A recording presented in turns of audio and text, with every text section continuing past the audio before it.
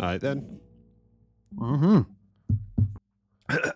3, 3, 2, 2, 1. 1. No, I- do that again. 3, 3, 2, 2, 1. 1. Hello, everyone. I want to use your back in your holes once again to bring you another fantastic podcast episode. For newbies, think of us as your friendly neighborhood video game book club. And for everyone else, my name is David Tolman Smiley, and my partner in crime today is Alex Trumbull Aldridge. How are you today, Alex?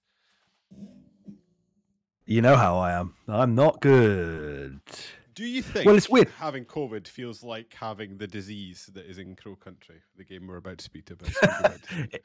It has done at times throughout this experience, yes. Are you about to tell me you're from another century? I think that's how you get COVID, basically. If you try and return to the past through a swimming pool filled with metal and gold, you get all over herpes, I think. Yeah, some say basically. that's where COVID originated, in a meat market pool. Somebody threw a bat in there. Yeah, and it came out all mutilated. And then somebody ate it anyway. Yeah, then it crawled towards someone, scratched their ankle, and the rest is history. Yeah, it only crawled towards them when they got into an extremely close proximity, because otherwise their aggro sensitivity wasn't high enough for them to do anything, so they just ignored it. Playing through doing my second playthrough today was quite entertained when you'd like done one of the enemies in the shins, and that would like wake them up and be like, something's happening, and then they'd just start coming towards you just before they were ready to explode. Yeah, but even then, it's really hard. I find that's probably one of my only complaints about this game, which I'm getting into quite early. But it does feel like they have to be quite close to actually care, and it's very hard to kite enemies towards explosive barrels or traps from anything like a safe distance. My only real complaint about the game is the end, when it's so dark you can't see anything. And I like... Oh, that you mean? Yes, sort of the pre end boss final run through the... it is facility. Incredibly dark, and I'm maybe it's in your notes as to why. Is the night just... Does this take place over one night and it's just sort of got really dark, or is that meant to, like, you know, like in video games when you run out of stamina or you lose your health, your vision starts going black? Is that what's happening? Because her infection is getting worse. I don't know, but I really didn't like that, because I thought, like, overall very much in disagreement of Joel, who popped onto my Twitch stream yesterday to have a go at the graphics. I really do like them. Yeah, we will fight anyone who says these graphics are not incredible. I do think when you're going to make your game look like that, though, you need to be careful about making it clear. And I felt that visually it became quite unclear during your sort of last walk to the final boss. Yeah, luckily that's a very short part of the game. Yeah. But yeah, I just assumed it was Crow one last attempt to stop Mara / Elaine getting to him by shutting all the power off and then trying to have Marv shoot you. Or Marv did it. Yeah, okay. Probably Marv did it, because the Crow lad seems to just be having a nice time in his rocking chair. Actually, yeah, he's got his favorite easy chair, a glass of wine, like in the Offspring album thing. Yeah, you're right. It probably is Marv, because Marv is desperate to speak to Crow, and I guess he probably knows that Elaine's going to kill Crow, and he wants to stop you rather than because he needs Crow to help him out of his Brazilian adventure of misfortune. This Brazilian jiu-jitsu adventure. Overall, though, that was my only complaint really about the game. Maybe some will come up as we play, but okay. As we discuss. But yeah, overall, I was my only other complaint is you didn't stream the last bit of your S rank run today. I just thought it would be quite boring, me walking around. Well, you underestimate how often to type things into a PC to look up a code, or I sat for ages and I found a map that had all the crystal crows on it. Oh, did you? I wondered how you did that. And I sat and typed them all out in a spreadsheet and then just deleted them as I went. I love typing things in a spreadsheet and then deleting them as I go. So I cannot believe that the reward for shooting all those crystal crows is you get a gun in that playthrough. Yeah, especially because you can only really get it towards like the last like 10% maybe ish, 20% That's maybe. so shit. Yeah. And I heard somewhere something talk about a new game plus, but I don't think I saw that. I didn't see that. No. Yeah. And it doesn't seem to be any more powerful. The only difference is you can absolutely wang it because it doesn't run out of ammo. Yeah. You don't need to reload it. But by the time you get there, like I had spent most of it with a Crow launcher, so I didn't really need it. Yeah, I was disappointed by that because of the effort you've got to put into it. But I enjoyed the journey of it. Like when I love a game. Yeah, I think I like that. It's a nice addition that was, just sticking those in. I find when I love a game, I just look for any excuse to just like sort of wander about in that world, and that was a good excuse to just wander around looking for crows. It's so funny that the developers seem to almost be apologetic that they'd added something like that in, to be like, you can turn it off if you want, you don't have to do it. So it's fine. We all want to do it. That's fine. Not a problem. You're copying Resident Evil enough. The blue shit hanging around on stuff like Resi 4 is fine with us, mate. We're already here for that. So I went to make a coffee when I was sort of doing a bit, and I was like, I'm just going to, I don't think anyone was watching, but we're going to have a bit of a monologue. And I was sort of ruminating on the play style versus the visuals. Yeah. And maybe you can help me out with this, because it plays and feels like it's sort of mainline feels like a homage to the old Resident Evil games with a nod to Silent Hill.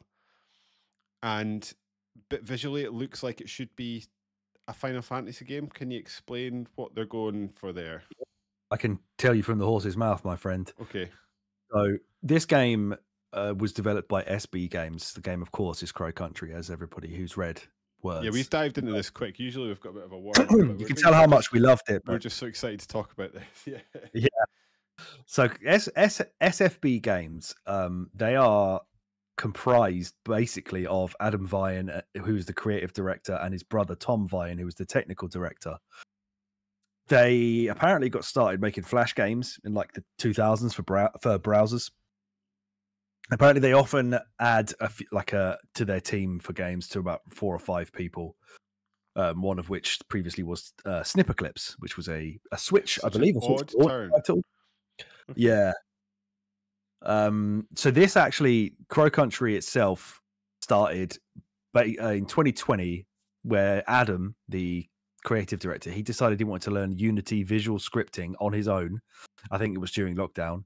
And then apparently just ended up, according to his brother, trying to make the smallest possible survival horror game.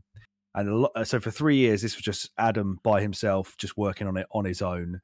Then about 6 months of them both doing 50-50 work on, and then 3 months of them solely focusing on it without any other projects on the go as well, just to get it finished. So he basically did it like all the way himself, just because he wanted to try something out. And then he got his brother once he realized it was actually something. He actually had Resident Evil tank controls in it originally. Then he added the modern ones in partway through due to some feedback, and then said he was really glad he did because he now uses them himself. They are still in the game if you use the D-pad instead of the analog stick, but without a fixed camera angle, I don't see why anybody would want to do that. It's just not optimal in this setup. It's not necessary. I guess that would be sort of sticking rigidly to the homage in a way that maybe isn't necessary. It does everything else that we like about it. Doesn't need that. Yeah, it's very nice to hear that they've done there's a YouTube channel, and the YouTube channel is called FGS. Don't really know what that. Never heard of them before, but they basically did their own video on there, where they both just talked through loads of stuff together. Sound like a lovely couple of young English lads, so I'm happy to hear that. But yeah, so they also did an interview with a website called Source Gaming, and he said Resident Evil, particularly the first 3 games, were a big inspiration for the general gameplay of Crow Country. He was inspired by the environment design of Resident Evil 1 and 2, like the mansion and the RPD. They're really good examples, he says, of meaningful, memorable locations that you're happy to spend a lot of time in. And Crow Country works similarly to those two in that you would go back and forth exploring, slowly unlocking doors, accessing all the rooms. Yeah. That they nailed. Yes. Silent Hill was an inspiration for the heavier atmosphere, gloomy visuals, and the darker story themes. Silent Hill also often has you exploring dirty, abandoned locations, which is what you're doing in Crow Country. and Final Fantasy VII, which is where they got the idea for the chunky character models in Crow Country. They were indirectly inspired by those, particularly the models that you use on the field screen. He says he thinks they're really charming, and they did this thing where like he wanted to do like the diorama style interiors, this sort of isometric view on a floating black space. You get a lot of that in Final Fantasy VII, which he took for that as well. Yeah. He said, I wanted Crow Country to float somewhere in between Resident Evil and Silent Hill. I like how scary, dark, and unpleasant Silent Hill is, but I like how tangible and fun and video gamey Resident Evil is. If I had to pick something, I'd say Crow Country's biggest focus is actually its puzzles. It's a puzzle game at its core. He's also mentioned things like Silent Hill 3 being his favorite horror game ever, and he name-checked Parasite Eve as well. Yes. So they also had this thing where his aim was to try and make the environments look pre-rendered like they are in Resident Evil 1, 2, and Final Fantasy 7, but they're not. They're actually fully 3D and they're live rendered, but there's loads of stuff like post-processing work being done by the camera that gives like shaders and things to give the effect of it looking like they're pre-rendered backgrounds, but it's all fully 3D. So yeah, the combat itself with the gun and the way that you aim that is Resident Evil 4. He hasn't mentioned that there, but that is clearly what that is. It's the laser targeting, it's standing still, it's aiming that freely around. But everything else, I think I agree. It's very obvious when he says what his inspirations are that you can tell that he's manifested those in the game. It looks like Final Fantasy 7, it plays like Resident Evil 1, and it's kind of dark like Silent Hill. Yeah, absolutely. It's a great setup for us starting Summer of Resi. Yeah, absolutely. But obviously he's nailed it because I managed to pick all that out without even having read that interview. So yeah, it's really obvious. And there's certain areas and rooms and corridors you'll go through and you're like, oh, this like just looks like the police. Yeah. Or like the mansion. There's a bit where I was walking through, I was like, oh, this is exactly like the bit where the dogs jump through the window in the mansion. Yeah, it's just, I don't know, this is just such a work of art for me in this one. Like it is. Everything in the game feels deliberate and considered, and for the most part, I think, other than one, and I didn't not enjoy it. It was just odd. The puzzles are fantastic. They strike a fantastic balance of being like workoutable. That's not the right word, but you know what I mean. You can work them out, so they're not like taxingly difficult, but in some of them are sort of challenging enough to make you feel good that you've figured them out. It's even little ones like there's a door to a room, and it's like, oh, they don't tell you. You can't find, as far as I'm aware, you can't find the door code at all. You just find a note that says, "Can we please change this? Is this the sort of the factory standard code?" And then instantly, you just go and enter it. You're like, "Oh, I know what that is." Yeah, it's too easy to guess. Yeah, and it's just 1, 2, 3, 4. Yeah. I completely agree. The puzzle design is well. There's one small complaint actually that I probably would add on top of that I assume maybe was thought of by somebody who spent too much time with this by himself to not see it as a problem. Where I just think you could give us access to the notes that we found at any time rather than just have them like limiting them to save rooms on a diary rather than have to go back. Yeah. Yes, because that's something that no Resident Evil game has limited. The notes are actually necessary in this for a large part. Incredibly necessary. What I was doing, sitting with a notepad and writing down the key bits that you think are going to be needed. They are incredibly necessary. Yeah, I certainly think some of the posters and things that you find where like the one that has the solution to the arcade machines, like it actually has the numbers there, or something to do with the Crow battery, like those kind of things, that would be fair enough if you couldn't have access to those. Maybe you've got to take a photo on your phone or kind of draw it yourself out. But although I like the idea of it forcing you to sort of make your own notes as you go along, because that is a cool idea and a cool concept that you don't have to do anymore. So it's nice to throw back to that. I enjoyed it. It's just if I was sitting on I the never found sofa it or an issue. I something. just found it a weird omission. Like, why have you made this only available in save rooms? I don't. It's not a problem because I'm a bit of a save scummer anyway, so I will be Yeah, going back there a lot. My number of saves was way higher than yours, I think for like me it almost worked because double. I I was think. sitting at a desk playing this. If I had been sitting in my living room downstairs, Yeah, I would have been like, I don't want to sit with a notepad in my lap because I don't have like a table around me that I can lean on necessarily. Whereas like right here at my desk, perfect because I've just got one there anyway. So I think it's Mhm. time and place, and for me it worked. But I would agree with you. I can see it. I can see it as an issue for the general player. Yeah. I think. What was I going to say? Oh, just briefly, I've got some more stuff about the development and what you said. So for the setting,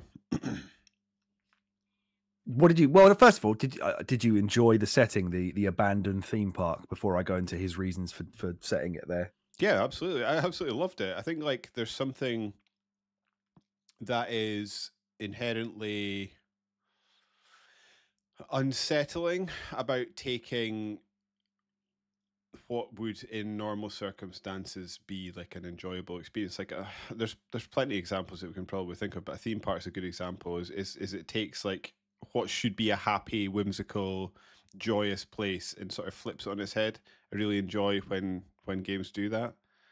Mm. Again, like the police station in Resident Evil is another good example of somewhere that you would think of as safety, security, order, and then you just sort of take that police station and flip it and make it the most dangerous place in the game.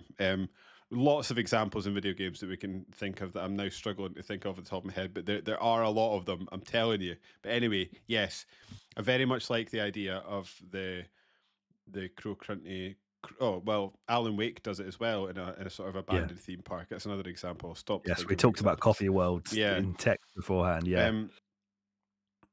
Yeah, I think it's incredibly effective. I think it has an eerily unsettling atmosphere, and I think the game deserves a lot of credit, but it does deserve credit for the sort of simplicity of the art style, still Mm. managing to have a sort of creepy, unsettling, eerie vibe to it, and it hits it as soon as you arrive and as soon as you walk into Crow Country. It has it.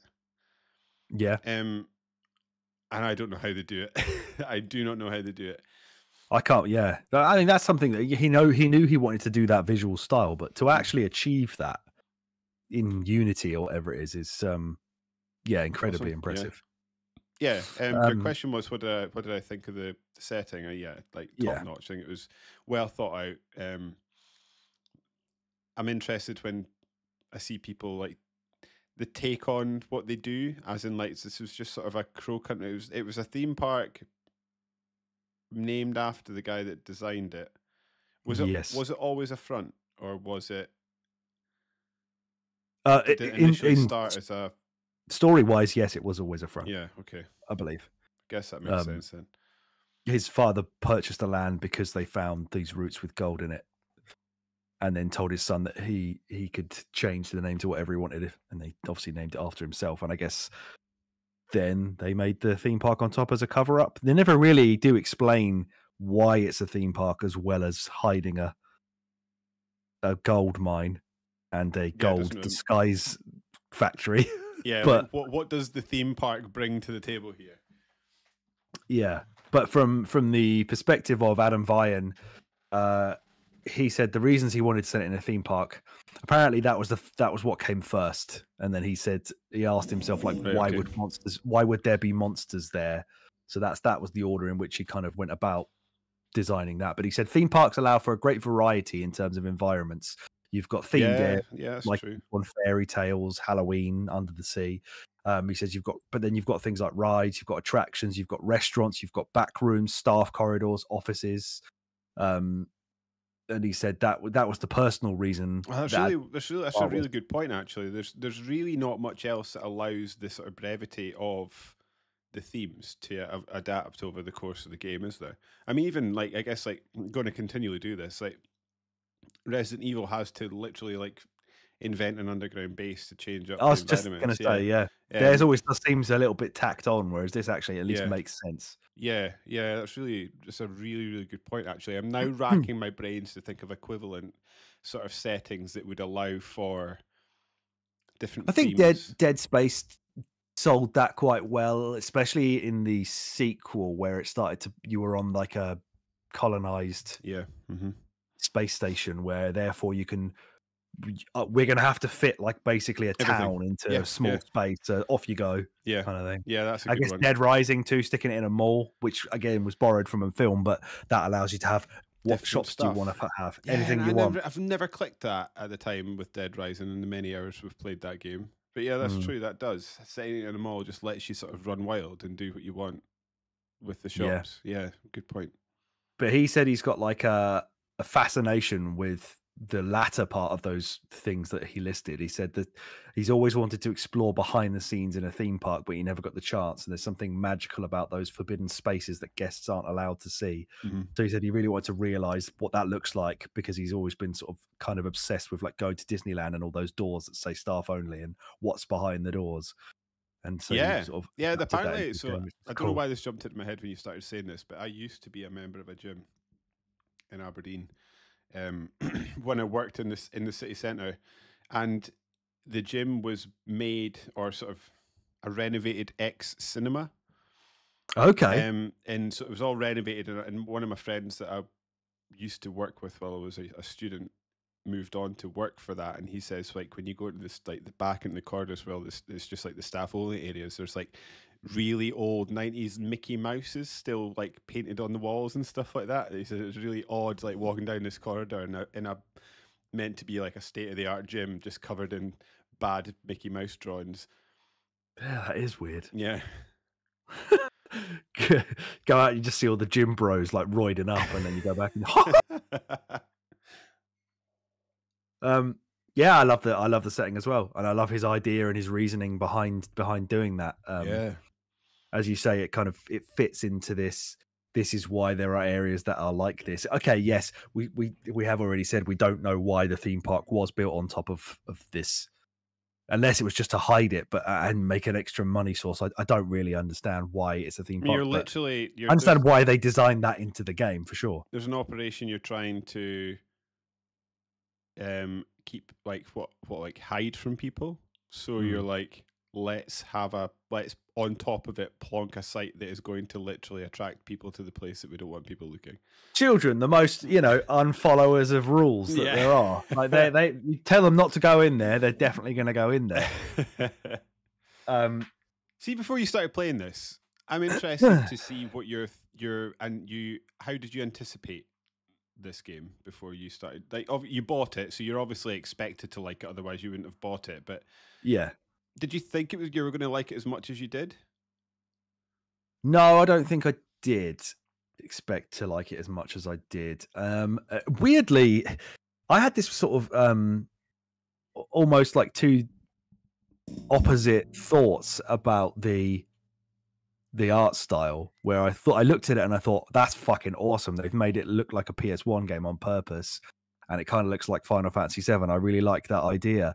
And then it's a survival horror game too. Awesome. But then I thought, like, I'm so desperate to play Resident Evil again this year. Like, I really want that experience. But is this game too like chibi and cozy to be genuinely scary?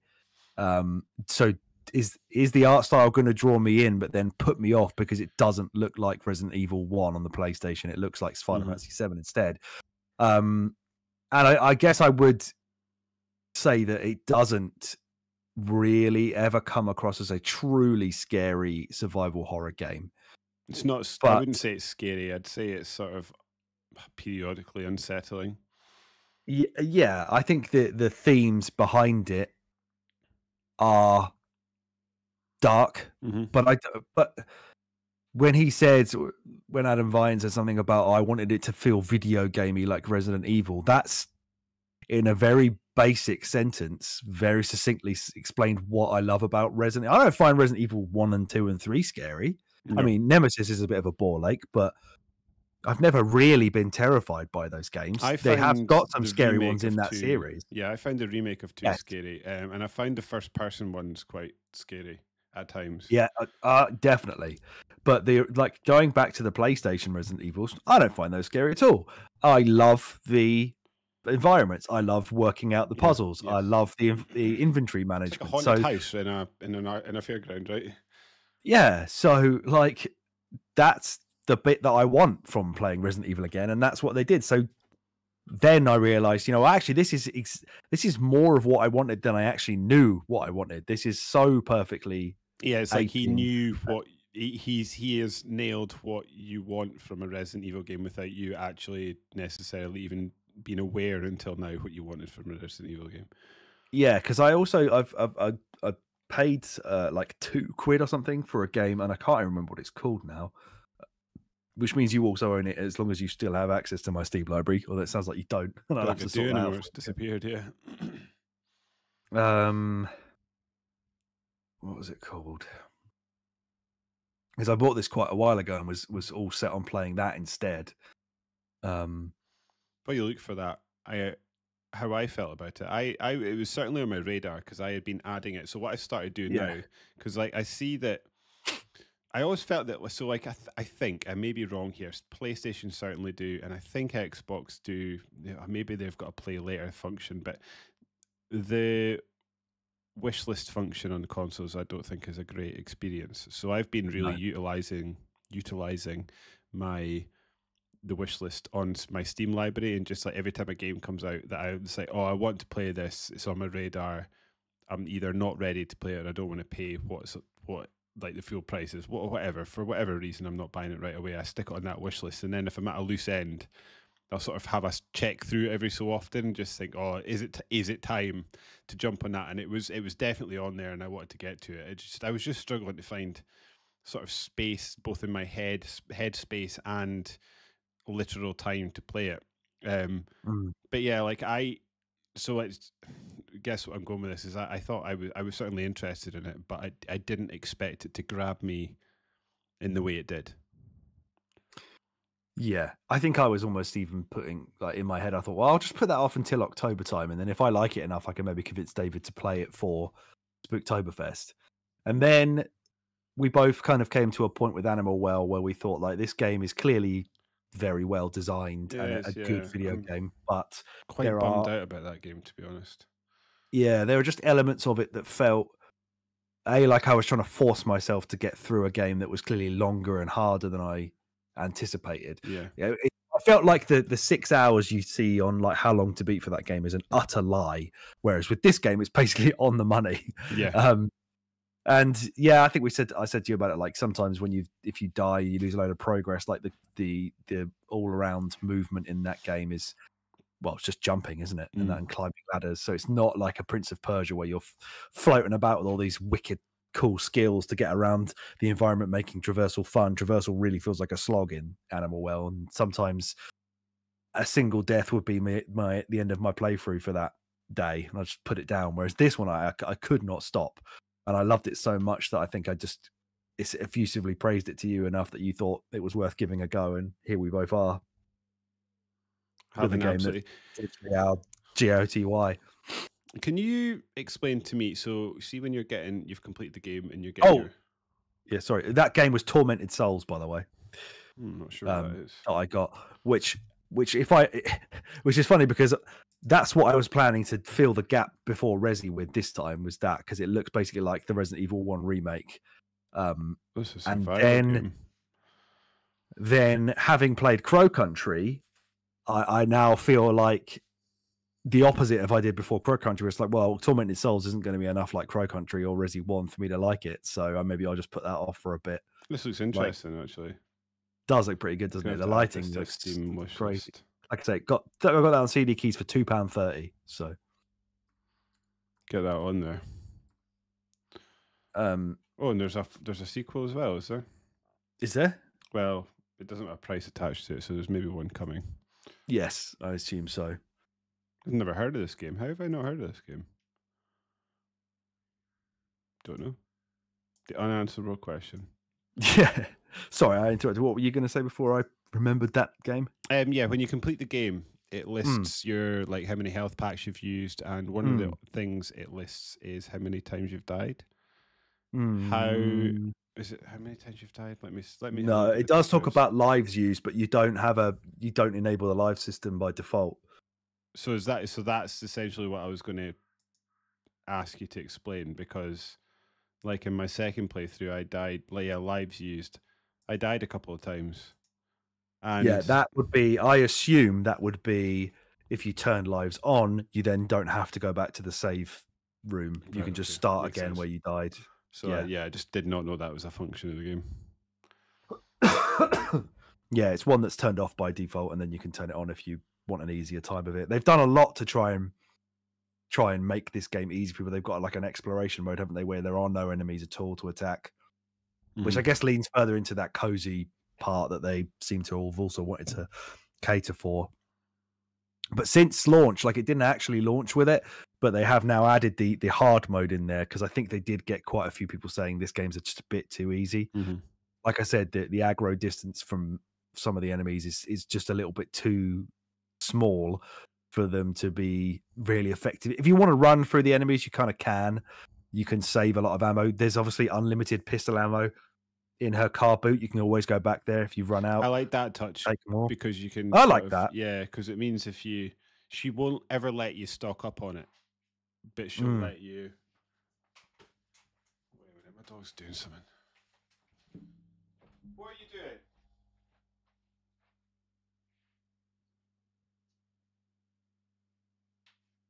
Go lie down. Good boy.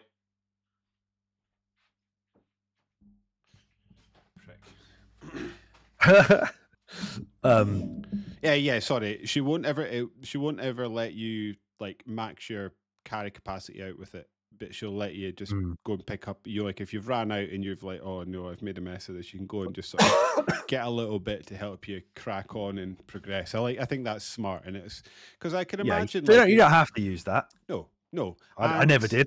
No, neither did I. And also, like, I would caveat with, like, you and I over the last you over your lifetime, but me certainly over the last couple of years, we played a lot of Resident Evil games, so we're probably quite well versed in playing these types of games. There'll be a lot of people out there that just don't and might end up picking up this game and then just finding themselves in a corner in that game. That at least allows you a sort of way to skill your way out of the corner, which I quite like. Yeah, and again, it's all kind of left to the player of how much you want to engage with it. If you don't want to go out to the car and get the extra ammo, fine. As I said to you before, the game has a system where it will aid you with things that it knows that you need. Sort of, it'll adapt to that and dynamically give you health if you've got hardly any, or ammo if you've got hardly any of that, and you can kick the vending machines in the game more than once to grab stuff out. You can go into the bins, and I have tangibly seen that with on my second playthrough, where I was doing the run for an S rank, where you get the Crow launcher from the first time I got through. I used that basically exclusively and never got anything out of the bins at all. Like, I never got a single thing. Whereas the first time around, I was getting stuff out of there loads, because I think I used like 40 health kits and stuff, because I was running carelessly into all the traps, which it does add as the game goes on, and therefore it does ramp up in difficulty through that. But yes, they have since launch, they have added this hard mode that I have not tried but will do one day, which I assume is going to be a lot harder. I don't know how, but it's there now. It wasn't there at the start, so they obviously have listened to that criticism. Yeah, I found this in my second playthrough. The hardest part of the game was me not shooting myself with my rocket launcher. Yeah. Basically, it's not a very difficult thing to aim correctly. I would just fire it and just have to run every time, because the blast radius seemed to catch enemies from quite far away. So I was like, how far away is that? Too close to me? So I'd like just always err on the side of caution, fire and run.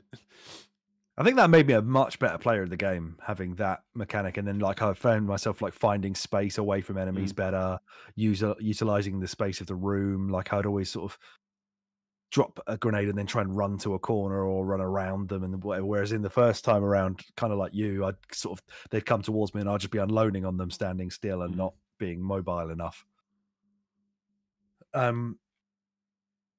Before we go on to like more of our thoughts or whatever, we have discussed how, immediately after finishing this, how desperate we would be to play something similar to it.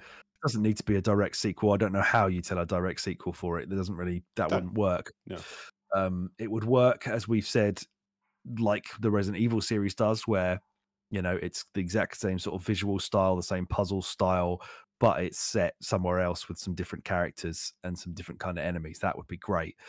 He has actually been asked by a website called Mental Health Gaming. He did another interview with them where they asked him, well, first of all, they asked him if there was anything that he cut from the game. And he said there were a few things that he cut. He cut an unlockable, there used to be a secret unlockable RPG mode that displayed on-screen health bars and damage numbers for the player character and the enemies. Don't really know why he took that out. He said it was a joke, really. He was sad to see it go because there was some funny dialogue involved in the process of unlocking it. And he wanted to add one more gun to the game. He wanted there to be a bolt action rifle, but he didn't leave room for it. And then he said next time. And then he was also asked, are there things you would look at bringing into whatever comes next? And he said, yeah, I have a whole laundry list of features that didn't make it into Crow Country that I want to hit next time. Here are just a few. He wants a pursuer enemy that follows you around like Nemesis or Mr. X. No. He wants ammo or health item crafting, which he thinks adds a lot of ways. Is a great way to add lots of strategic decision making. He wants a money/treasure system to give the player more stuff to find and pick up. He's just listing Resident Evil things here now. Yeah, and he wants an item box to store items you don't have room for. That whole system is kind of fun, but it wasn't a good fit for Crow Country. And then he says he just wants to make more horror games, which is fucking awesome. Yeah, and that actually leads me to a question I was going to ask you. They don't have an item box in this game because, aside from not letting you go to unlimited ammo, they have a cap on how much of a certain ammo type you can have. This inventory system is not limited in any way. You are getting the items, yes, and there is a slot for every item you get, and there is a slot for every other piece that there's a slot for your health and your bullets and your guns, and nothing needs to be dropped or left. You don't have to worry about leaving things somewhere because you haven't got enough room. Like, it caters to that. Does that help or make it too easy, or did it just take away that stress, which is actually not necessarily a good stress for these types of games? How did you feel about that? It probably makes the game slightly easier, but I think definitely does. In terms of the scope of the game, I think it's perfect. Like, he was to sort of build on what you're saying and maybe read more into it and try and extrapolate a little bit more from it. Like you're saying, he was trying to create the smallest possible survival horror game. And I just think, like, if you're making a game what is ostensibly of sort of, I don't know, babies first isn't fair because it's not that, but you know what I mean in terms of like scale. It's just like if you're trying to make a game that is complete but on a small scale, I don't think it needs all these different things added to it. And I think having a simple, here's your guns, just go and shoot them, here's your here's your ammo, go and shoot them, go and use them, like that augments the game and I think adding too many layers to a game that is trying to be simple but deep in terms of its sort of understanding of game design, I think it needs to be what it is, if that makes sense. And maybe in the next one, because he's now done this, he's got scope to sort of try and make things on a bigger scale, or try something different, or make a game on a larger scale. I don't know. What do you think about it? It's a tough one, isn't it? Because the purity of this, where as I said earlier, he thinks of it primarily as a puzzle game, and that focus on puzzles, especially the way that Resident Evil does puzzles, is what makes this game as enjoyable for me as it did, because that's an element. I think we've mentioned it. I can't even remember what we mentioned it in. It must have been when the last time we played a game of this ilk, where I said, why don't more games have that anymore? Like, what happened to games where it's like, there's loads of cool action shit going on, but also there's loads of puzzles and loads of like weird Metroidvania style gathering items that allow you to progress a little bit further and explore a little bit more. Like at some point along the line, we either went wholly a puzzle game or we went to just wholly action, and no one seems to mix those things other than Resident Evil. And even they would probably admit that in the last several games they've made, the puzzles are not at least as much of a focus as they were in the beginning, whether they're the caliber or not. is a matter of opinion. So yeah, I agree with you. Like, I did think at first, I probably didn't even really was that cognizant about it when I was playing at the time until I read afterwards people saying like, it's interesting that this game is trying to be Resident Evil, but there is no item box and there is no restrictions on your inventory. And I think that if that has not become something that I've actually even thought about as an issue, then I think it was the right decision, because it allowed the game to, as you said, be what it is and focus on its main strengths rather than adding everything from Resident Evil into this. Yeah. It added the best bits and then left some of the other things as maybe a quality of life improvement or not. I feel like it becomes a bit of a trope in that every episode I've got to have a pop at Ubisoft, but like the opposite approach is to just try and cram everything you can think of into the game. And I think actually it shows a lot of restraint to be able to, because you listed some of the ideas he has. It's not like he was lacking in the ideas. He also was aware of those things. And I just think it says a lot for him as a designer to have those ideas but decide to hold back and just like this is what I'm going for. Like you say, if he's going for a puzzle game, not to noise it up with loads of different things around the edges. Like he does what he has you exploring. He does have lots of different weapons you can use. There are things to look for, like we spoke about the crows and things like that. But for the most part, he just he knows what he wants the game to be, and he allows it to breathe. And I think so many games these days don't allow what they have to breathe. There's too much pressure to get on to the next thing, or to give you something else to do, or just to like layer mechanics on mechanics on mechanics. Yeah, just dilute your key mechanics too much. Exactly. Whereas he's happy to just sit. This is what I want the game to be, and just let it sit. I think I said it to you when I finished the game for the first time as well, that I was so glad of the decision they made in terms of the final boss fight. I think so many games that we've obviously played a lot of games over the years, even out with this podcast, but so many games just like to turn everything on its head when it comes to the boss fight, and very often they move away from what has kept you playing up to the boss fight, whereas this game didn't. It stayed true to itself. I know that sounds a bit silly, but like it knew what it was and it stayed with it, and it didn't try and change itself to be a boss fight for a boss fight's sake. It was just like, it's going to have one, but it's not really going to play any different from how the rest of the game is played. And I like that. I did too. In a small, succinct, compact experience, I think it needed to be that. And I think that, to sort of round out that thought, I think having the way the weapons and the inventory worked is an augmentation of that rather than a detraction. Agreed. Yeah, it's interesting that he is talking about an item box in the next one. I'm interested to see on what scale he makes the next one. Is it going to be a larger game, or is he going to keep it small, 6 hours, smallish environment? I don't know. Is it going to be a puzzle game? Who knows? Yeah, if they keep their team size linked to, not linked.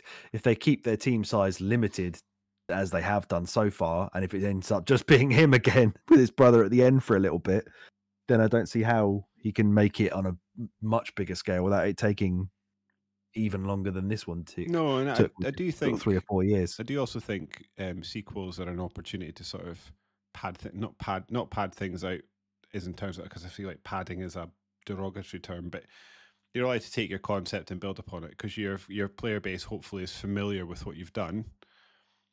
And then they want to see you add to it and extend that and expand it. I don't know what they'll do, but I can't wait to see. You can't have a Crow Country 2, can you? No. Because as we said, we don't really see how this lends itself to anything additional on top of this now. Everything about Crow Country is finished.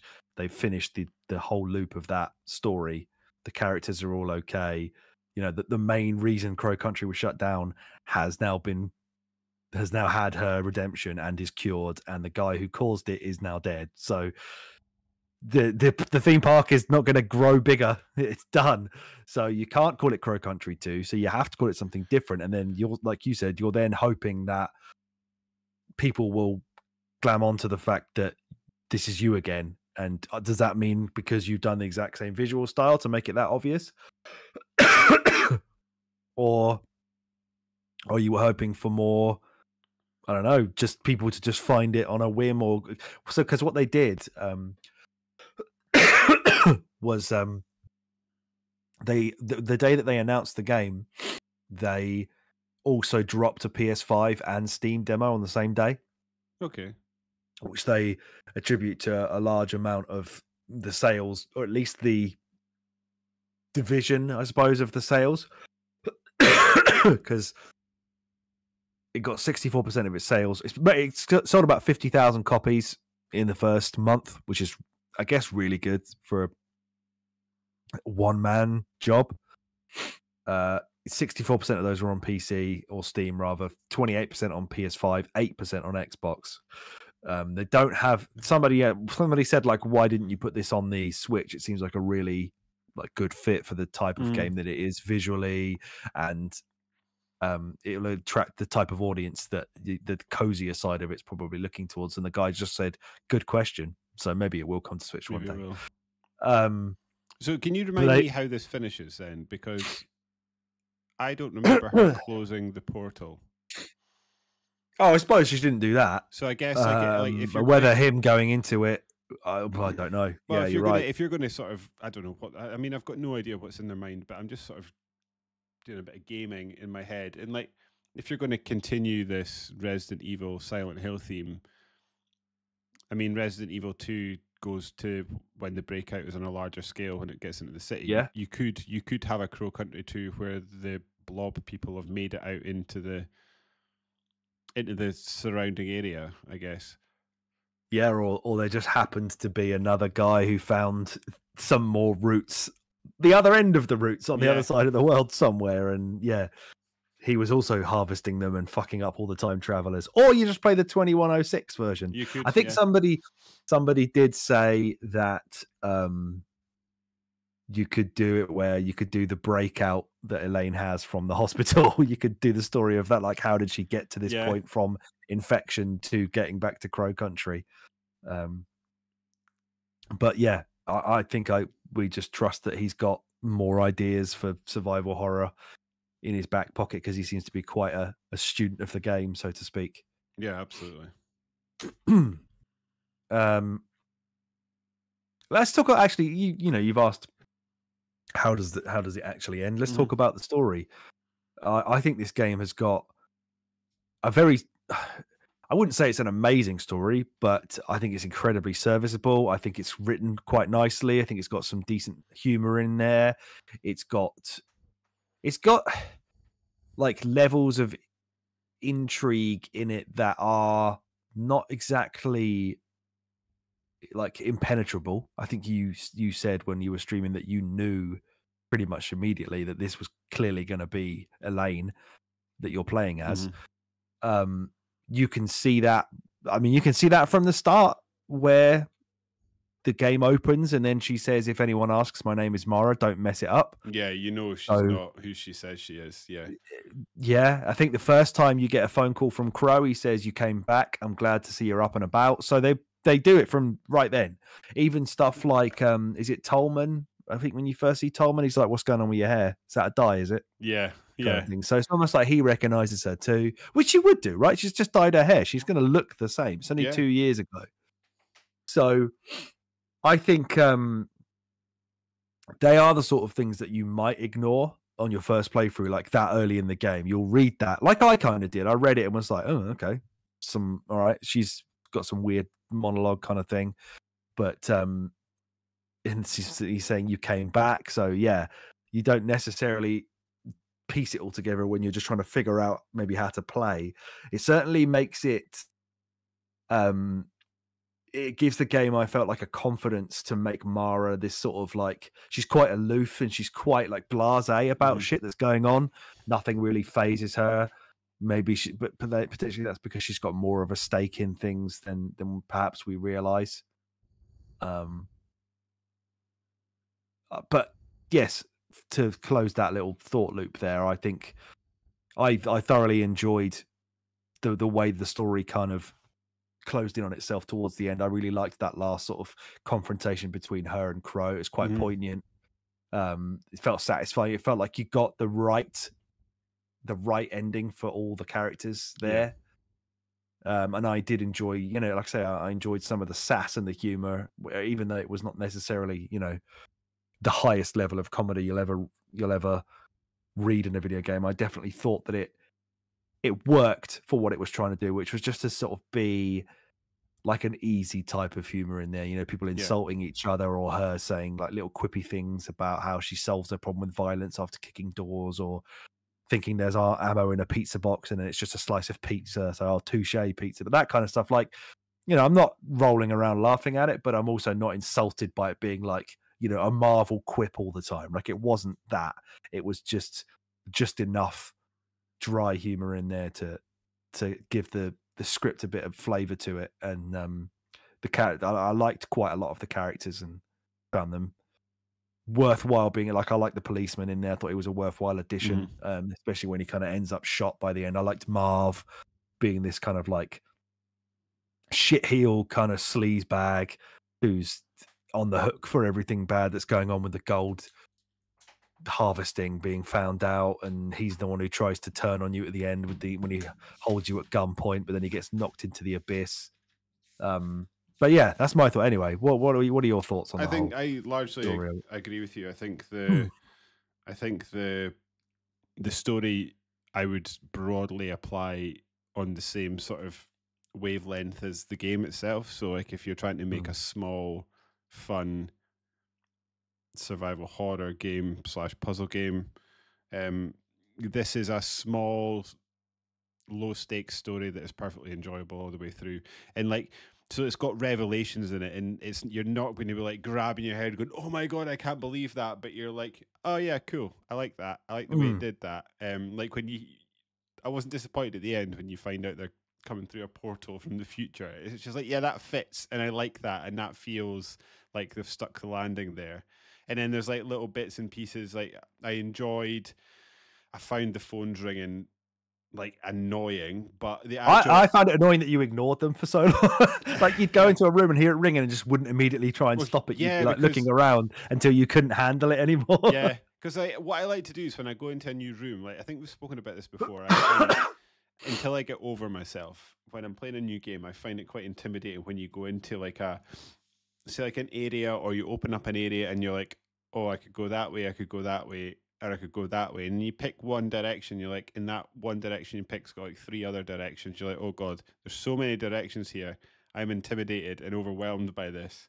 So what I like to do when I play these types of games, I will walk into a room and I will methodically, like clockwise my way around the room till I've seen everything. So like, I will try to ignore the phone until I get to it. But it just started annoying me at some point, and I was like, no, I need to go and answer it, and then I can get back to my searching. But I enjoyed largely what he had to say. It was fun. I also liked the phones as like a mechanic of, you've gone to the right part to progress this. Yeah. Here's the phone ringing to show you you've done the next critical path bit. I thought that was a smart way of doing that. I like the way they dripped in characters. I thought the policeman was funny. I don't know whether he's different in my second playthrough or whether I just saw more of him and noticed more of him. But like, obviously you encounter him, then you go. I went into that. It's like the Crow office or something. That's it. He's sitting reading a book, and he's like, oh, I've been looking for the other people, and she's like, oh, how have you got on with that? He's like, oh, I've not really looked for anyone. I've just sat in here, to be honest. And then he said like, oh, I can't do any of the puzzles. Everything's asking for a key and stuff. I don't really know. I can't do any of it, so I'm stuck. And then which is great. You go down into the underground part, and you walk past the room that he's in, and his bike's propped up against. That's brilliant. And you're just like, why is he taking his bike down here? I very much enjoyed that sort of stuff. And then there's another bit where you're speaking to a guy in a control room, and he's just being so obtuse. And then you finish the puzzle. Oh, he's great. And you're like, oh, I finished the puzzle. And he's like, yeah, you loved it, didn't you? And you're like, yeah, I kind of did. He's like, I finished a stupid puzzle. He's like, be honest, you loved it. You didn't get that dialogue the first time when I watched you, because you just walked out after you'd finished. And I thought, oh, he's missed that. But you got it the second time, obviously. I think the police guy. I do also like the bit where he says that somebody slashed his tires. while he stood next to his bike, and she's like, "They look fine." He's like, "No, my fucking car tires, you twat." Obviously, she did it because she said that she tried to. She even says later on, like, "No, I tried to stop him from coming, and I told him to leave." Probably because she doesn't want a policeman there if she attempts to murder Crow, which she also knows that if people that arrive are fucked, basically, if they encounter one of the enemies. Oh well, yeah, that's also true. Yeah, of course. But yeah, you know that in the underground bit, there's like a weird like LED thing that you can on some pipes and you can press buttons, but you can't really read. I think I've read people saying that that's kind of him solving whatever that is. What, the policeman? Which is how like he's doing that puzzle. Ah, right, okay. That's kind of how he's getting around underground there. So it's like that's why there's nothing that you can really do with it, and it's just so impenetrable because that's he's working on that or something. I don't know if that's ever implied in the game or where people have got that from, but I'd maybe need to read more into what that actually. I do like how a good number of the puzzles can be completed in different ways. So like the maths ones, obviously you just need to work out the maths. It's however your brain works. And then there's is it getting into the control room in the Crow's office? Like you can either sit and work out the clues, or you go into the kids' playroom and it's written on the wall. And there's like a couple of examples of just like different ways to come across the puzzle answer that I quite enjoyed. He's said on that YouTube video I watched that he's really desperate for the game to be speedrun by people. He wants to see. He said he has a like an optimal route because obviously he designed it and he's played it so many times. He's even used like mathematical equations to get the most like optimal route through everything. And he knows that there's certain puzzles that can be completely skipped and stuff. But he's really desperate to see if people can like properly break it. And he said that they will never patch anything in to fix. Oh, I like that. Like a sequence break that someone's found, unless it directly impacts the average player playing the game, but obviously that would not happen. So I think that's really cool that he's got like this route, and he said like if people to actually start speedrunning this and then they ask me for tips or whatever, then I'll tell them some routes and we'll let them get it, but I'm not going to do it right now. Like I want to see what people do first, and then I'll tell you my optimal route later, kind of thing. Which is quite cool. Other thing I'd like you to tell me about as part of the story is because I did it both times and I forgot to check because I was like, when I play this the second time around, I'm going to go and investigate and see what actually it is. But there's you see that picture. I took a picture of a screen that shows you like it's got a diagram of walking around the room, and then when you walk around the room in that order, it sets fire to something, and then when you go over to the TV screen, it's like, oh, there's nothing there. And you said that you didn't do that, and something jumps out at you. You can go in. It's funny. So that's the room. Is that the control or something like the control room or it's something? In the control room, yeah. Yeah. So you can go and speak to what's the mate in the car? Is it Arthur? Is that his name? Something like that. Yeah, Arthur. He's like a kid who's trying to take pictures of the guests, isn't he? That's how he wound up there. He obviously ends up getting injured, and so Mara goes and drops him in her car. Yes, you can talk to him on that screen, but there's like a monster in there basically, or a guest or whatever, on the other side behind this door, and you can go and you can try and talk to him, and she says like, who are you? What do you actually want? Like, say something, and he doesn't talk to you, and then you do the puzzle, and then he breaks through the door, and you have like a little mini boss fight. But you found on the wall like a diagram that kind of shows you a route to walk around. There's numbers on the floor that if you step on them, they input the number into a sort of a code system that's on the exit. And I thought when watching you play it the first time, like, oh, well, when you beat that monster that's about to jump out, it tells you to just put 1, 2, 3, 4, 5, 6 in anyway. So I don't know why it's got a thing on the wall that you found earlier on in the game to tell you that. Like, surely you know how to do 1, 2, 3, 4, 5, 6. But so when you started doing it, I even said to you, like, you don't need to worry about this. Like, it'll be fine in a minute. But then when you did whatever that route is, it incinerates the poor bastard in there, and you never have to fight him, which is fucking brilliant. I would never have known that was a thing. Yeah, if you hadn't have done that, I'd never even found that note. And the other thing I quite like talking about, like missable stuff, how the whole reveal of the game is quite easily missable. Like if you don't open your inventory to read the note that he gives you, You'll just never need. You'll never know. Which I forgot to do the first time I did the boss fight, and then had to reload the save at the Bunsen burner and go back and do all the dialogue and skip through all of that again, because I didn't need to open my inventory on the final boss fight. I just shot him and he died, and I was like, "Oh shit! No, I didn't look what the note says." Yeah, that's a cool little missable thing. I did quite enjoy the way my boss fight played out the first time round, didn't it? Like I was obviously shooting him with the Magnum, and I ran out of Magnum. Like my last Magnum bullet killed him, so I had to like change to the shotgun. When I had to do that as well in my second playthrough. Perfect finish. Yeah, because he obviously begs you to kill him, and then but switching to the shotgun just felt suitably violent. Yeah, it felt right. Like shotgun point blank in the face.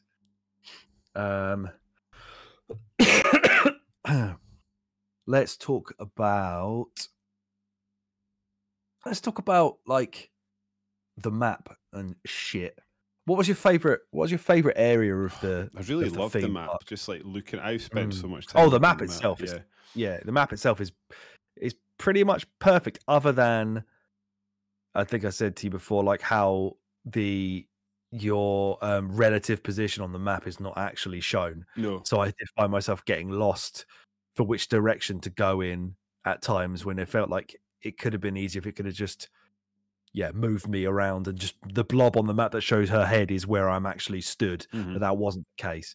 But other than that, it's got a really cool sense of like, it puts a circle on a room if you've still got a puzzle in there to solve. It does a grey door if you've not even checked it. It does a red door if it's locked, or a yellow door if you've already been through it. So well it's got a treasure map as well that you can get later on that will just show you where all the unlockable stuff is. Like, perfect. Yes. We're always going on about what a good map is on this podcast, and that, my friends, is a very good map. One of the best. But yeah, what about like the actual whole game world? Like, what was your favorite part of that? What was my favorite part of the game world? It's a good question. Let me go through. I'll go through them, and you can tell me what your thoughts on it were. We had Haunted Hilltop. Yeah, enjoyed that. Well, actually, the first one you go into is Fairy Tale Town. So you've got the area with the swan boats where you've got to put that jewel in the swan's mouth and then drive the little swan guy around to pick a chain off his neck. Which confused us both in the same way. Yeah, but you didn't drive it straight into a wall and then have to walk out of the room to reset the puzzle and come back in again. We both thought that the spinning swans would push the one we were driving for us. Because I didn't even try turning the wheel the first time. I just went plowed into a wall and was like, well, how do I revert? I can't. Great. Fucked it. Yeah, it was great. Fairy Time was good. And yeah, you've got that's also got the dig site. You've got to crawl through that house, the little house with the key and the letterbox. You've got the fairy pond, which has the pressure meter puzzle where you've got to kind of get the needle in the middle and then press the button, otherwise you'll just get totally poisoned. You've got the bloody mushroom with the Mushroom King, where you think that you can solve the puzzle by eating only there's like a code to which mushrooms you're going to eat, and some are going to be dangerous, some aren't, and you spend all this time working out what the Mushroom King is saying and matching it up to eat the right mushrooms to not get hurt, and then nothing happens, and then you realize after I googled it, you just have to eat them all anyway and tank health through the bad ones, which is probably the weakest puzzle in the game. I think it's the weakest puzzle purely because it's not a solution, it's just gobble mushrooms. But two, it encourages it the way the rest of the game plays out, it encourages you to go away and figure out what the bad mushrooms are. But there's actually no need. And it just felt like just react after you've eaten it, yeah. Yeah, a bit of a waste of time. Mm-hmm. Whereas the rest of the game didn't feel like that.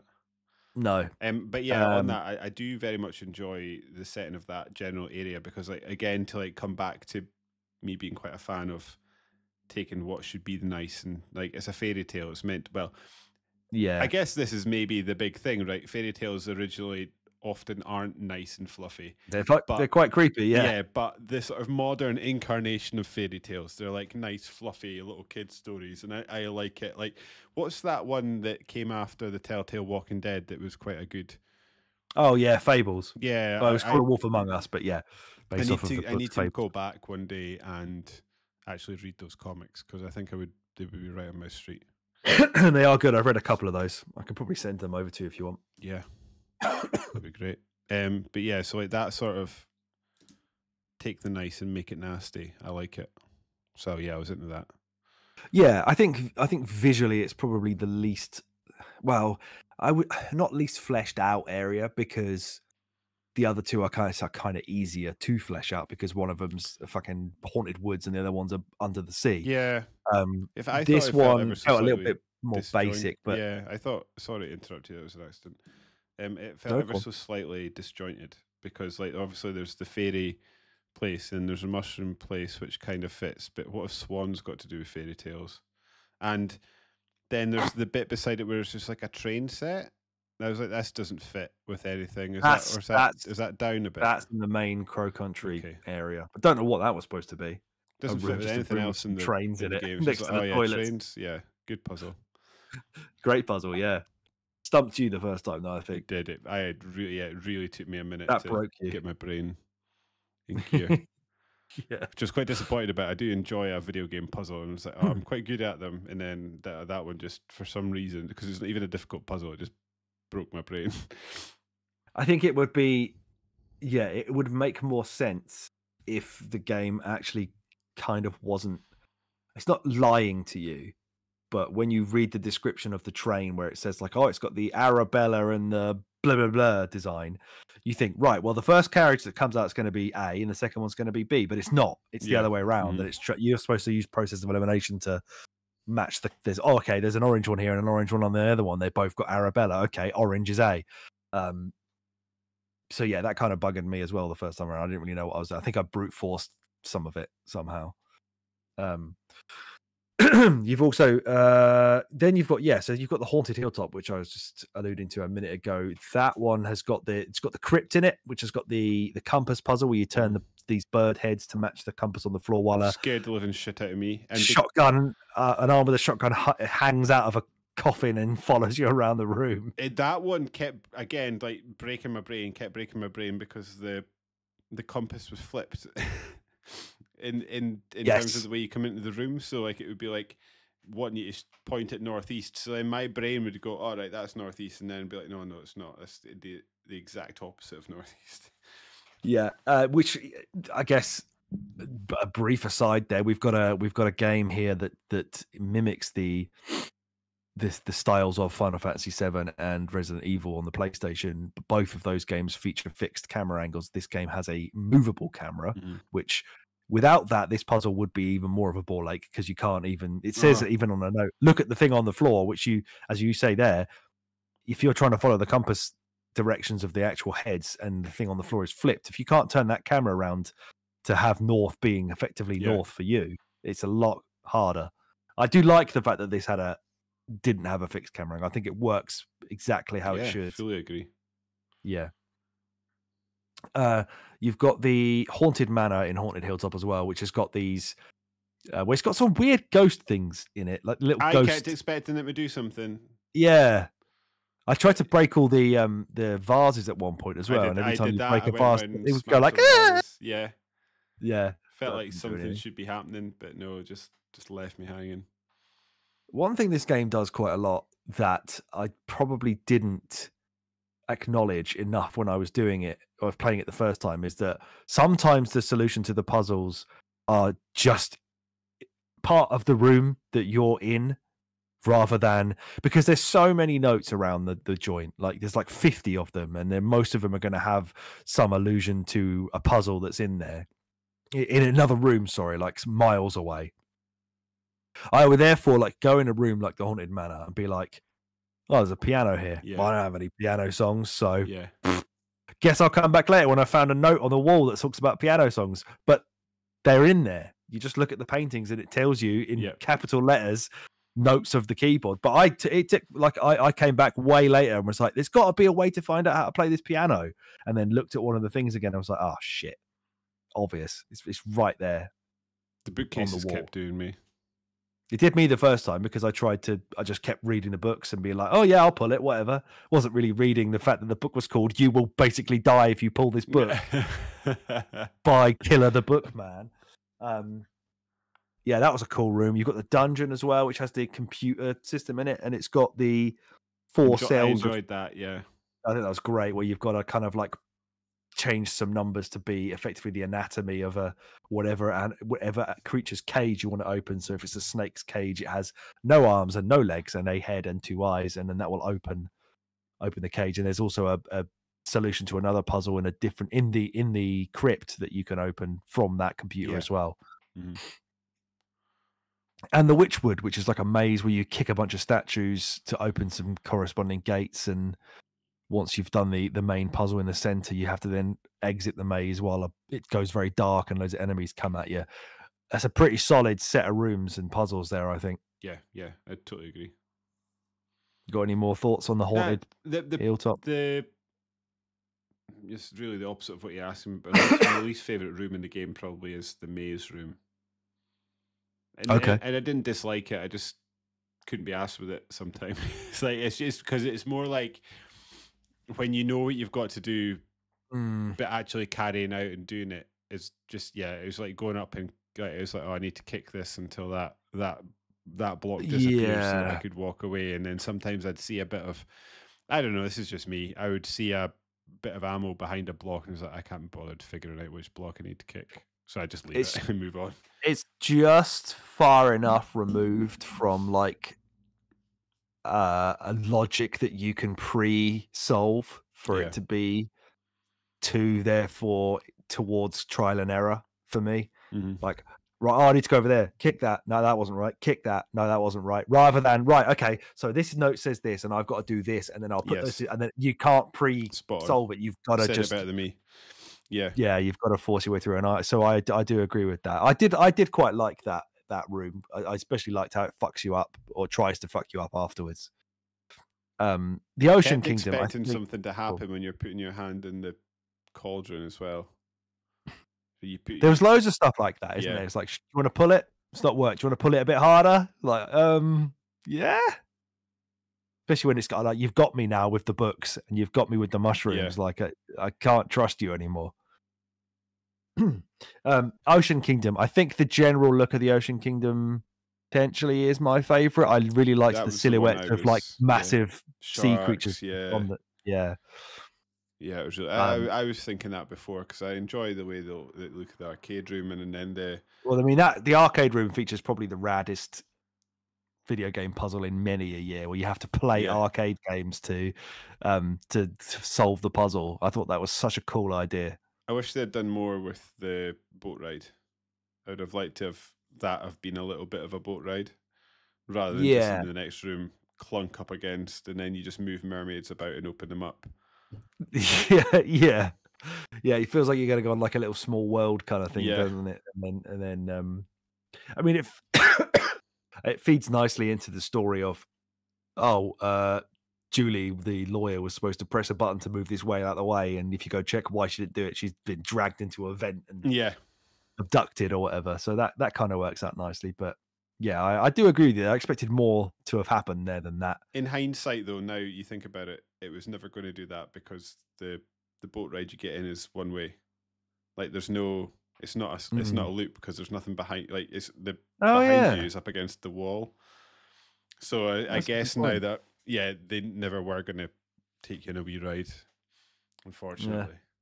Was that as disappointing as the minecarts not doing anything like Donkey Kong / Resident Evil 4? I was hoping for some shooting in that minecart, at least. Yeah.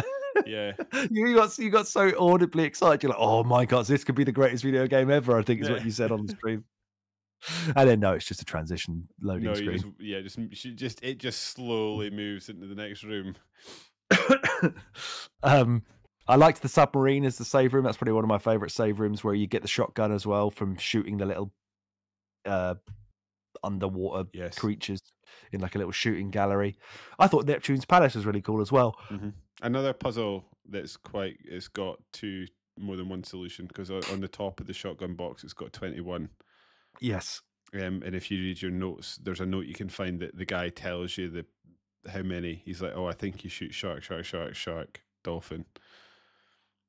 You could do that just by shooting and seeing what happens. You could do it by reading what's on the wall and then strategically doing some mathematics to figure out which ones to shoot. You could do it by reading the note that says shark, dolphin. There's so many ways to do that one. Loved that one.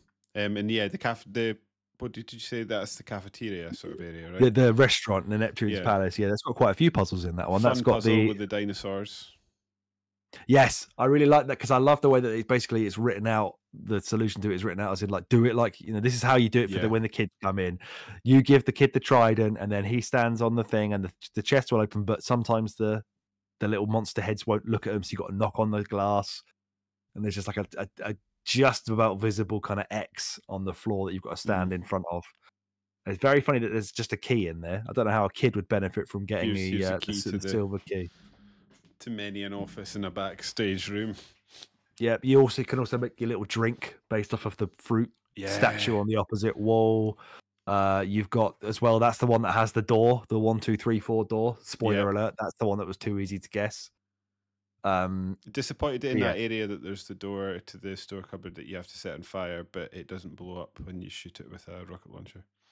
Yes, that was disappointing as well because you get the flamethrower quite late. Do you get that from Underground? Get it in the train. So you've got to have the key card. Oh, the train room. Yes. Yeah, that's right. Yeah. There is a note somewhere that says, like, I don't understand how this gets set on fire even when it's underwater or whatever, because I guess I don't know why they wrote that. It's not actually underwater. It's not actually underwater. It's a theme park, pal. Yeah. The underground. I feel a bit sorry for him if he goes to like Deep Sea World and just starts screaming because he thinks whoever's going with trying to kill him. Just looking at those shadows of all the fucking whales. I'm like, Jesus Christ! Yeah, it just turns up to like deep. Yeah, it just turns up in a full wetsuit and air tank, so he doesn't die. Yeah, you've got the underground area as well. Doesn't go full on Resi, like here's the industrial area. No, I thought it was going to, but it didn't. Yeah, it sort of kept itself together. Yeah, it just basically serves as like a shortcut route underneath the main part. Yeah. You can kind of get away from the groups of enemies if you're trying to avoid them and get some quick lifts back up to certain areas that you want. I did try and use that a bit. Yeah, because by that point in the game, the top world is fairly safe for the most part, so you can sort of use it. Or, maybe I'm misremembering. Ignore that. I'm speaking shit. But yes, you're right. You can use it to move around the world effectively. Yeah. And get to different places more quickly. Yeah, it's full of enemies when you first go under there, but it doesn't. I don't think it really populates itself again thereafter, other than when you are trying to use the electrocution machine. For some reason, there's electric traps that have been turned on down there. To avoid those. Yeah, it was weird. I just sort of took it. I just thought, video game, and just moved on. Yeah. I've done something. And therefore it's going to react to that. It's proper res in it. You now have this item. There's more enemies now. Then they all know that you've got it. Somehow these creatures that can't even talk, some of them are described as literal puddles. They know that you've got that bronze key and they're coming for you as a result. But they don't want to hurt you. They just want to ask for your help. You briefly mentioned Tolman's office and the puzzle in there before, but I think that's a brilliant one. It's just so funny that he's got like 4 VHS tapes of fucking horrible human history events. Like what has he got? Like Hiroshima, Titanic. Oh yeah, the Hindenburg disaster. And he's just got a bunch of calendars lined up in a certain order, and you've got to watch the video for those dates and then look at the subliminal messaging of the letters to play a fucking song on a keyboard. And that's and that's why he knows that you loved it, because that was quite a good one. I liked the gift shop puzzle as well, where you've got to basically find this shopping list for somebody and find the right action figures or stuffed toys and then put the amount of them into a till. Yeah. It took me a minute to get a Magnum. It took me a minute because I don't think the toys necessarily, given like a combination of the sort of art design of the game and the descriptions, it took me a second to figure out the differences. I didn't think they differentiated themselves massively. Yeah.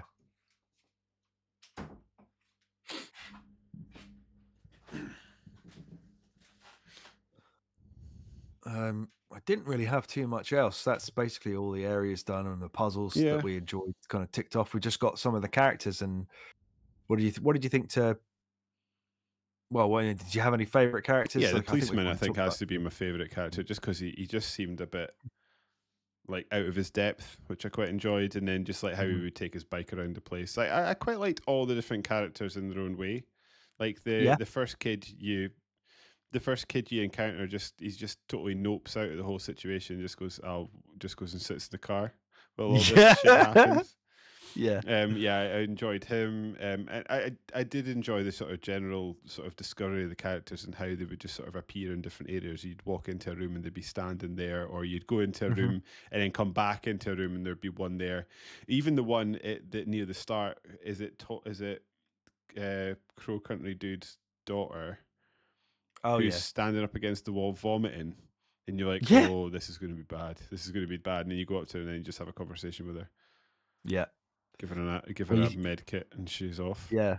Yeah, because the lawyer's there, like, trying to bang on the door and get in somewhere. Like, none of these people are bothered by all the monsters, even though they've had contact with them. Yeah, well, no one seems to Natalie's kind of bothered by it.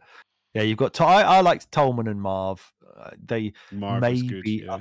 Maybe they overdid that argument between the two of them where they just kept insulting each other in, like, more ludicrous ways as it went on. The way they killed Marv was kind of ludicrous, though, and it's just... I enjoyed that. Yeah. That's a fitting death. Because you kept expecting... You kept expecting a monster to come out and grab him or something like that, and now just someone... Just Julie, the plucky lawyer, keeps showing up and falling in things. You have to pull her out of stuff.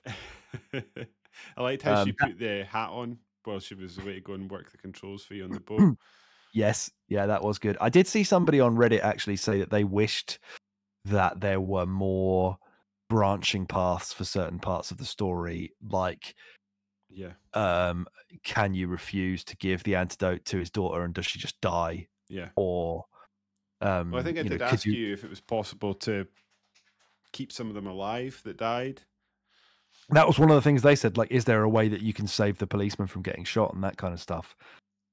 That would add a little bit more replayability to a second playthrough rather than just, I'm going to do it faster and with this bonus item. Yeah. So that's hopefully if they do another one, the whole resi of there's two characters to play as and the stories deviate somewhat and there's different endings and maybe a B game. That would be proper awesome if they did that. Yeah, no, I agree. I do think overall the characters were quite great. They were just like Tolman, surly dickhead who then turns out to be all right at the end. He kind of helps you out, helps you pull Julie out of the thing. He seems to have a bit of a turn, and then even Crow felt like you could maybe not fully understand his motivations, but was kind of thrust into this gold mining business by his dad and realized he was bringing forward these monstrosities from the future and decided to try and find a cure for him, and did, even though he's caused all this shit. I like how ridiculous the sort of main story is, but it just kind of works. Like metal, copper and gold roots that they stumble across and then just start selling them. But they don't want people to... He just didn't want people to sort of find out that he was sitting on this land. I suppose that would be a concern, wouldn't it? I guess, like, if you thought to yourself, like, I'm just a guy who has this 24 karat purest gold possible. If people find out about this, you surely would expect gangs to come and fuck you. I mean, they talked about, we don't want the authorities to come sniffing around, but surely someone's going to come after you if they realize you're sat on endless pure especially gold. because he seems to fairly quickly figure out what it's doing, the gold and copper roots. But then he just carries on, or at least his dad does. Someone does. I think he does. Yeah, he said it was him. He said it's me. He even says, doesn't he? Like, I just carried on after that. I saw this fucked up guy come through, realized I was probably the one causing the mutation, and just went back to harvesting a bit more. And then documenting how much more fucked up they got as they kept coming out. Oh, this guy's not got any skin. Oh, this guy's just a blob. This is great. Yeah, but I don't know if we've even said this enough. This game is fantastic. Like, I just adore it. It's rare that I'll do a double playthrough, especially back to back. But as soon as I finish this game, I think I just got up the next day and started again. I don't think it was that. I think you just went straight in. I think I did, yeah. Yeah, went straight. You said, like, you'd finish. You went on to do the last bit. It took you like 10 minutes, and then you started a playthrough, and then an hour and a half later, you were like, "Well, that's a sign of a good game." Yeah. I thought I would just have I thought I was just coming on for 10 minutes to finish it, and now I'm an hour and a half into my second run already. Yeah, the only shame is, I guess you could go for an S plus rank or play the survival mode, which I think I will do one day. But I feel like the thing that the thing that's both great about this game and disappointing is I feel like I've got everything out of it. Like I have wrung it dry. Yes, absolutely. 1,000 Gs, highest rank. Played it twice with the extra items. I mean, they give you the fast travel, but then I just have a don't need that reason now. now. Yeah. Yeah, sorry, whatever your name is, Adam. I'm not going to be part of the desired speedrun community. What a perfect little slice of nostalgic survival horror. It was in a modern game. It's put me right in the mood for more. More of these games. I'm actually going to go and check out that game on some YouTube videos that you said you had bought for like £2. Yeah. Check that out, and then we've got there's Echoes of the Living coming as well. Yeah, we've got plenty of those. I think we're going to have to start digging into some of these because it's just Signalis is supposed to be very. That's another one. Yeah, is that the one that looks very much like a Resident Evil game? Is that the right one? No, that's the one that almost looks like it's sort of pixel art, I think. Signalis is one that we've kind of had on our radar for a while. Yeah, I think I know which one. Yeah, I know what one you mean. I think that might have to be an October one this year. Parasite Eve 2 is supposedly a lot more like old school Resi. There's obviously we can dive into the midichlorians again. Yeah, there's Cold Fear, which is the one that was on original Xbox and maybe PS2. That's the one that looks like Resident Evil 4, is very inspired by Resident Evil 4. There's Deep Fear on the Saturn, which is basically again Resident Evil. I had in my head. Signalis. Are you thinking of Soma? No, maybe not. No, is that not first person? Yeah, it is first person. That game is out on my list to play, but it wasn't. That's not the one. I'll maybe it's on my Steam wish list. I'll shout it out if I remember. Okay. Listeners don't need me clicking away. They ain't gonna hear this. The cunts. Unless you leave it in the video version. I better not now. Cunts. 1 hour 26.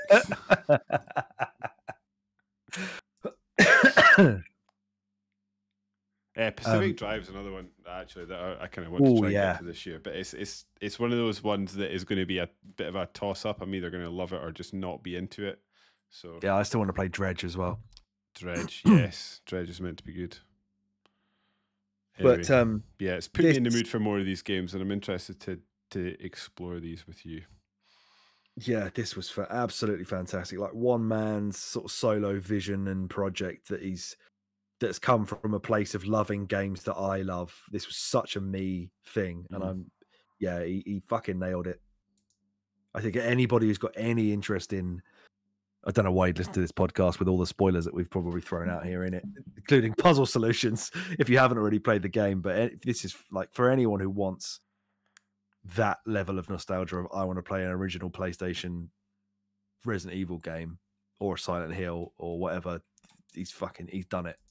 Yeah, if he does another game like this in the future that's anywhere, that's of the same quality as this, then yeah, we've got a potential game of the year for whatever year that comes out as well. This was just exactly what I wanted when I felt like dog shit and I was wanting to play Resi, but it wasn't quite time on this arbitrary calendar that I've decided to make. It was perfect. What a game. What a great time. Yes, absolutely. What have we got up next, Alex? Resident Evil Remake. The start of summer of Resi. It begins. Did you get the PC version in the end? Are you going to bother with all that bullshit of get the PC version, download all the mods to make it look really sexy like I did, or are you just going to play it on Xbox or something? I'm going to Google it because I think that my first instinct is I'll just play it on Xbox, but my second instinct is remembering how much of a game changer that was playing Resident Evil 3 with all the downloaded texture packs and stuff. So we'll definitely be doing that for Resident Evil 2, which will be the one after. So we're going to do Resi 1 remake, then the original Resident Evil 2. But I think I will get it and download it. 3. Yeah, and then Resident Evil 3 remake, which very interested to hear if you like that. Yes. After we get through with it, because 3 we very much enjoyed last time. 2 remake we love, but this is a contentious one. Yeah, I'm interested because I've played like I think I've played like 45 minutes of it, and I liked it fine. But yeah, like sort of listening to you talk about it as well as the discourse around the game. Yeah, it seems to be contentious. I think is you're right. That's the right word. That is the right word. I'm trying to stall because for some reason I've accidentally closed my Word document. But yeah, so Resident Evil remake is next. Resident Evil, yes, 2002 Resident Evil. Because I'm going to and be prepared. I'm going to ask you this again because there's a couple versions of this game. Is there not? Is there not? And I've just made it up. There's the OG, which we're obviously not playing. Then there's a remake, and then is there not 2 remakes of this game? No. So people keep saying that they might do one, but they might make a remake. I don't think they will. Right. Okay. So the GameCube one is the remake. Yeah. So as well, is it not the GameCube different from the Xbox version? Well, yeah. So you've got the original Resident Evil, which we've already played last year. We're basically doing like a kind of reversal of what we played last year, because last year we did original Resident Evil 1, yes, Resident 2 remake, yes, original Resident Evil 3. Now we're doing the opposite of that, basically. So this is the remake that was initially on GameCube, then it was remastered. So yeah, the remake was remastered on, I believe it first was remastered on Xbox One and PS4 remaster. Yeah.